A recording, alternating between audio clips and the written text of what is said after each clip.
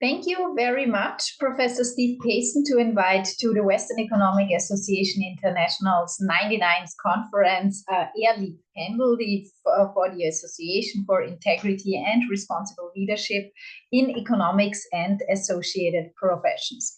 And today I want to speak a bit about a new project.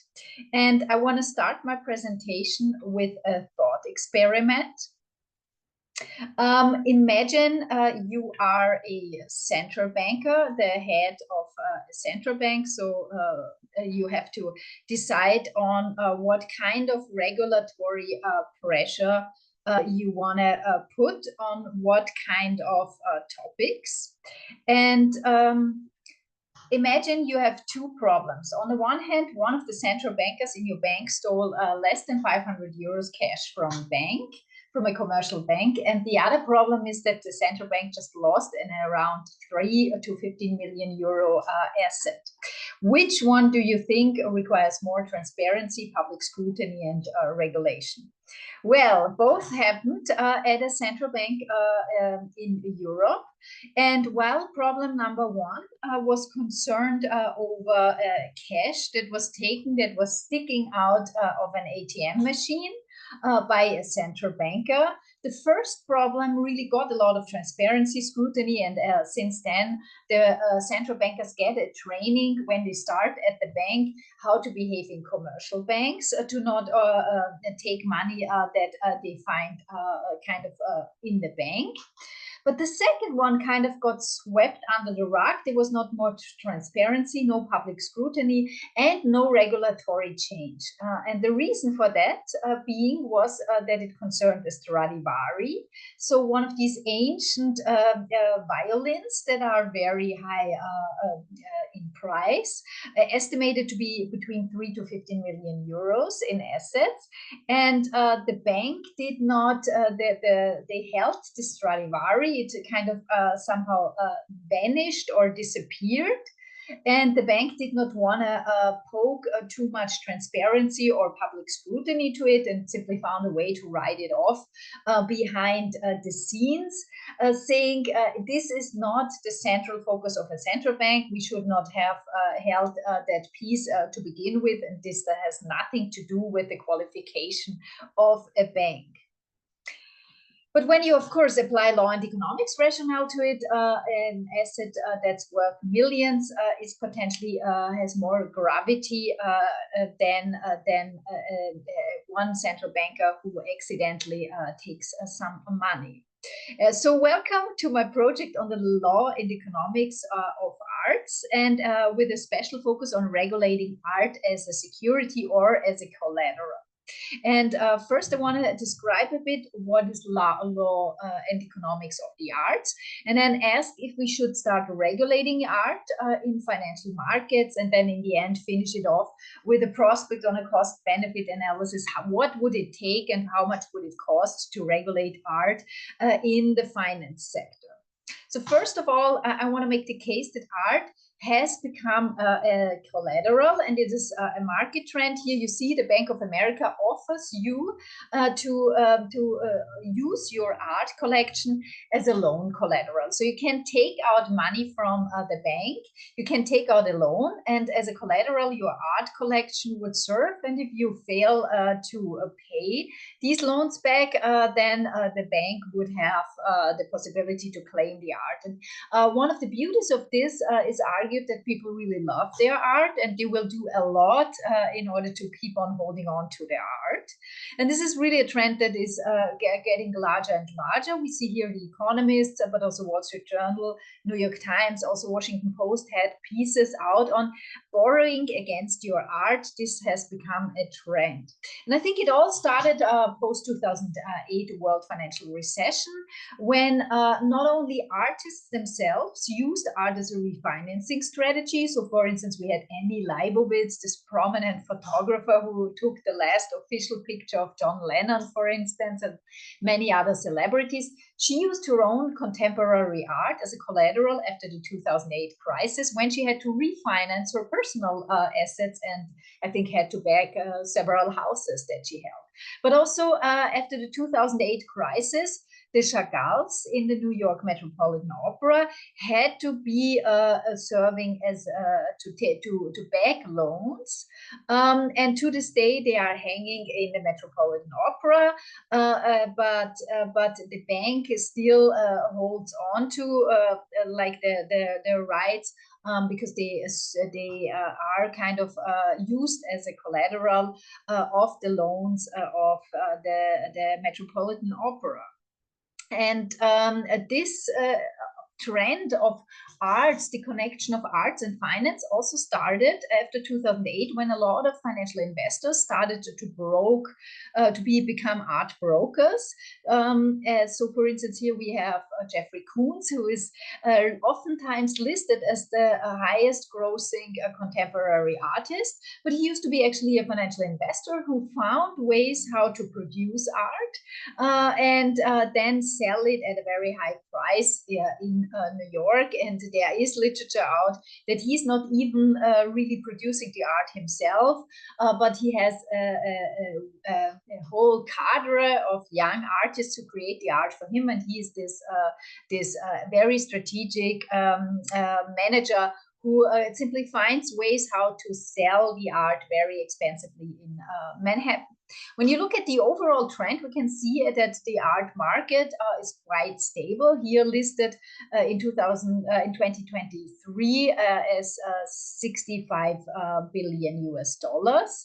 And most of the data really starts at the 2008 world financial crisis. So there is some kind of interest after the crisis, when potentially other collaterals became too regulated, housing sector, to integrate art as a financial tool.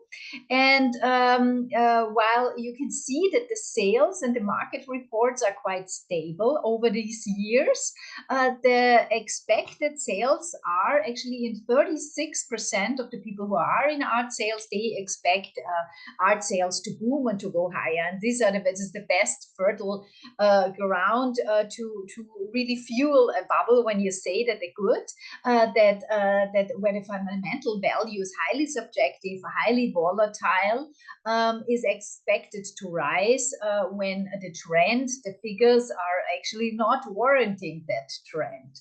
And when you really ask and zoom in what kind of art projects are these days on the rise, you can say that contemporary art is rising and online art markets. Here you see this prospect that the US online market is expected to rise, and graphs like these pre-2008 world financial recession potentially have created this systemic risk by creating this illusion that good will be rising, and there's only one way of a constantly rising value of a good that really creates this expectation, this hype, and that fuels a bubble that can burst and creates, of course, some volatility in markets when it has become too systemically entrenched in the entire market. What we also see that there are certain peculiar art market features, especially behavioral pricing mechanisms play a role in the art market. For instance, we have insider market expectations that are usually driving the price, and art is oftentimes very intangible. In art market sales, you have no qualification, no certification, and fiduciary duty. And there are allegedly practices like chandelier bidding, that in a live auction where someone would point at the chandelier and say, oh, there was a higher bid when there was none, just to keep the crowd giving higher and higher prices for goods. There's always this authenticity problem and forgery in arts, and especially in contemporary art, that has shifted to the online sector after the COVID crisis. It's allegedly about 40 to 50% of the contemporary art, there is something wrong with it. So for instance, you might not get a really proper title, or you might not get an art piece that was really created as expected or as described. And then once you have doubt in an artist, that can create volatility that can leap over into an entire genre, or that can bring down the price of one artist. So there are these spillover externalities in the art market. And then there's always the question of property, especially in old art. You often have this, it's very hard to trace back the whole line. You have some kind of provenance oftentimes, but this can become a problem with looted art, that went through wars, or and there's no public ownership record. And in this sense, the art market is even worse than the housing market that brought down the 2008 world financial recession crisis, because you have no real proper ownership record and no title insurance in a house. You can buy, and oftentimes you're obliged to buy a title insurance, whereas with art, there's no title insurance on your art in that sense. And then there's this liquidity constraint. So, for instance, there are heavy sales constraints. It's not that easy to get rid of your art or to sell it. It's a very thin connoisseur market. There are 40% of auction items usually remain unsold or sold way below the price that was expected to get. And there are ethical cliffs in how we produce art. There's this fascination and a gratification in terms of a higher price for crime, suffering. We see often in times in performing arts, childlessness is promoted. When you play one of these ancient instruments, you have this privilege. Usually female have in a contract that once they become pregnant, they have to give up that instrument. And there's growing arts inequality. There's economic data that the gap between the highest grossing contemporary artists and the rest, and these are, we are speaking about 95 to 98% of artists who hardly make any money out of their art. Why should we think about art, and where should we think about art the most? So we have this beautiful paper out that came out during the COVID crisis that spoke about how the Renaissance grew out of luxury and art consumption after the Great Plague. The survivors, the zest for life and the enjoyment of major events that brought together the masses were actually drivers not only of luxury but also of taxation revenue that allowed to build amazing constructions that are to this day visited from all over the world. When you look at the 10 most visited countries in the world, it's almost half of them are in Europe, and these countries hold ancient relics, art pieces, but also large constructions that are to this day creating an enormous multiplying value in the economy. When you don't believe in this story, then I can tell you some of the newest terms that came out in economics is the economics of Taylor Swift, called Swiftonomics. And this is this phenomenon that one artist can create such a buzz about themselves that it can really change economic variables. The Fed had in one of their recent reports a note on Taylor Swift having braced off potentially a recession by her economic power around the hype of her live concerts.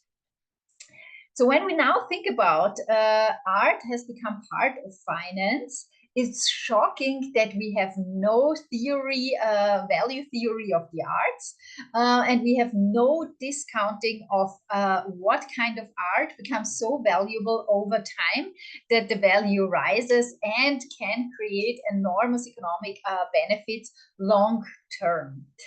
So what I want to do in my research project is think about how we create not only some private goods, and here you see the most expensive painting in the world. It comes from the Renaissance, Leonardo da Vinci, which has become so expensive over time. So why does some art simply vanishes with time, and why are some art pieces to this day growing in value? and how do we create some art or art movements that then create such an economic multiplier function that you can create public goods, large buildings or large infrastructure investments that create value long-term over time. And here I want to use some old paradigms, Friedrich von Hayek's knowledge paradigm, who says that's actually completely wrong to think only about scarcity in economics, but think more about knowledge and how to use knowledge wisely. I want to think about why some art pieces survived and why some art pieces are to this day the most expensive art pieces in the world that create an enormous value. And you can make a comparison. Why are some books, why did some literature survive? Why did some literature become very influential? And there seems to be a combination of being the first one to describe a new trend, but also connecting to the old, but then doing it a bit differently, or revolutionizing the way we see the world. And we had that in books, in ideas that became very influential to this day, even if the way to see the world was very depressing. So that's why we have here Karl Marx, who wrote a very depressing story of capitalism, actually. But to this day, this book is kind of, in some parts of the world, highly influential, even when it is not a positive story.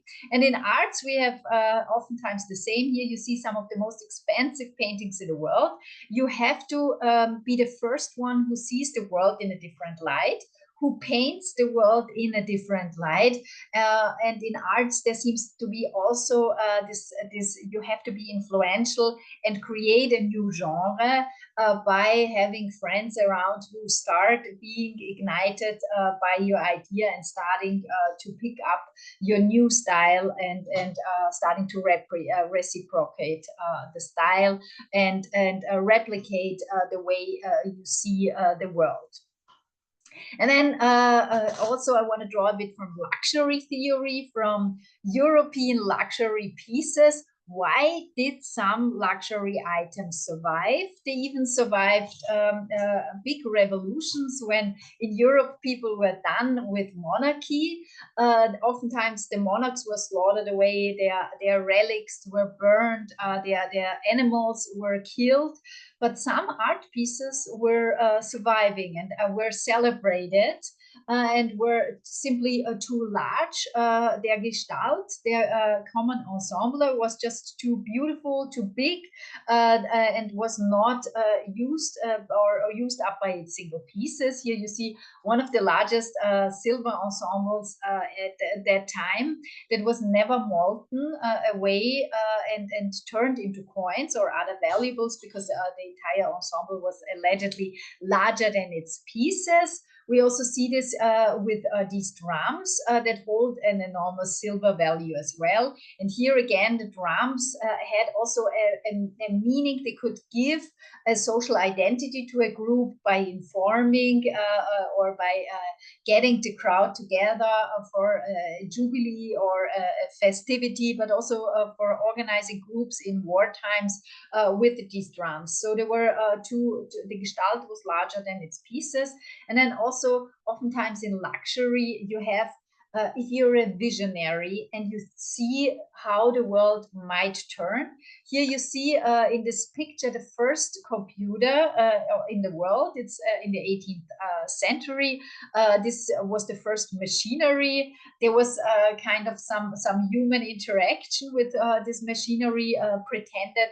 And to this day, it's one of the most cited art pieces in the world because it was a vision to have a machine that can interact with human beings, and you can give orders and the machine helps you accomplish your tasks. So it's this machinery is celebrated as the first computer in the world. And again, to this day, this machinery is exhibited and celebrated because it's a relic from a time where people were dreaming about having a computer.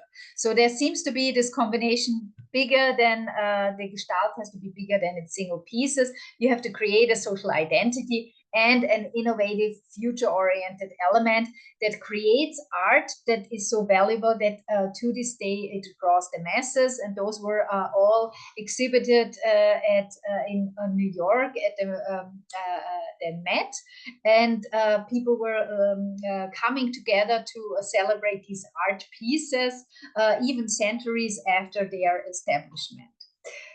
So now let's turn this more into economics. So what would be the costs and benefits when you start thinking about regulating art, especially art as a collateral? On the one hand, short term, it would curb a new market development and market diversification potential. But then also you would refrain the arts from getting a capital inflow. And as always, once you start regulating, you have some administrative costs, you drive down innovation, and you potentially destroy some creativity potential. On the other hand, the upsides would be you would have private property security and a control of a systemic risk. If art as a collateral becomes more and more systemic, it might be the trigger to have banks or loans defaulting big time during the next economic downturn. You see also that access to publicly displayed art could be improved. What happens if the Met fails and the bank claims the Chagalls, for instance? Then they would potentially be drawn away from the Met, and the visitors could not enjoy them anymore. And the bank would need to store them somewhere else. And there's always this risk also if the bank is not, this is not the core focus of a bank to hold on to art, it might vanish or disappear on the premise. And then there's also this potential of the improvement of art labor. So once you zoom in into the corporate social responsibility aspect, how art is developed, and we are having this obsession when an artist is suffering for art, then you also have to start asking critical questions if we should not improve art labor production. And then on the long term, we can definitely say that when we start regulating art as a collateral, that will bestow a long-term financial market stability. And also, once you have regulation in there, you can also tax, and that would be a wealth transfer possibility, how you can redistribute some of the gains of the art market, but also redistribute within the arts production, so help some of the 98 or 95% of the arts market who's actually striving and struggling to become to have a means of living by the creation of their art. And with this, I thank very much for this AIRLEAP invitation to present my newest research, and very much look forward to questions and answers. Thank you.